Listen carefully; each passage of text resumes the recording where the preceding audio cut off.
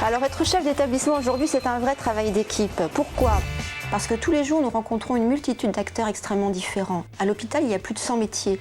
Hors les murs de l'établissement, nous sommes en relation permanente avec l'Agence régionale de santé, les élus, les usagers, de plus en plus, et c'est heureux, et aussi d'autres établissements sanitaires et médico-sociaux.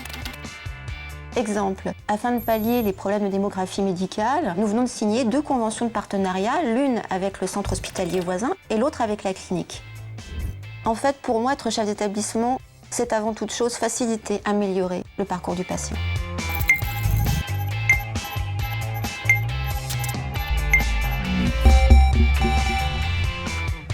Dans notre métier, le dialogue social est très important. Par exemple, nous avons ouvert récemment une unité de chirurgie ambulatoire qui a été victime de son succès. Les enquêtes de satisfaction auprès des usagers nous ont signalé des délais d'attente trop longs et les représentants du personnel nous ont signalé des rythmes de travail qu'ils jugent trop intensifs. Ils nous ont demandé une réunion aujourd'hui à ce sujet. Tout le monde est d'accord sur l'intérêt de cette activité. Mon objectif, c'est de trouver avec eux des solutions pour améliorer les organisations de travail.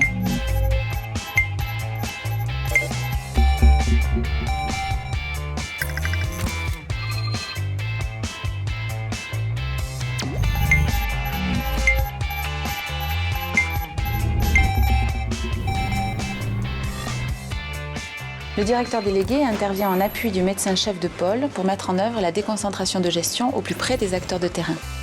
C'est un élément de cohésion institutionnelle très fort, dont le positionnement permet d'ajuster en permanence les moyens aux réels besoins identifiés. Avant-hier, par exemple, dans le cadre du plan épidémique hivernal, nous avons dû adapter à la hausse les capacités d'hospitalisation d'aval des urgences pédiatriques. Pour cela, les équipes médicales et soignantes d'une unité en particulier ont été mobilisées. Ceci grâce à l'action de la cellule de veille mise en place au sein du pôle, qui a permis une bonne réactivité dans la réponse à l'évolution des besoins de prise en charge des patients.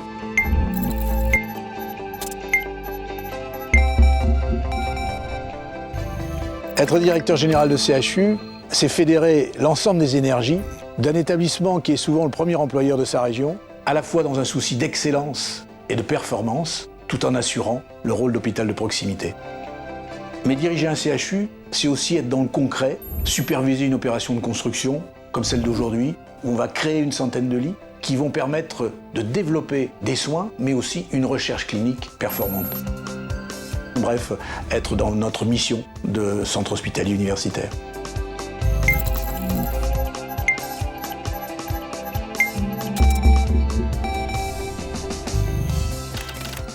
Directeur d'hôpital, au bout de 30 ans de carrière, je dirais que c'est vraiment 2 qualités essentielles. D'abord, une éthique de service public.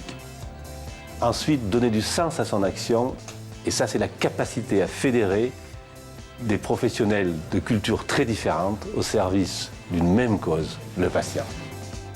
En bref, je dirais que c'est un métier extraordinairement passionnant que je vous invite tous à découvrir et pourquoi pas, je l'espère, à choisir.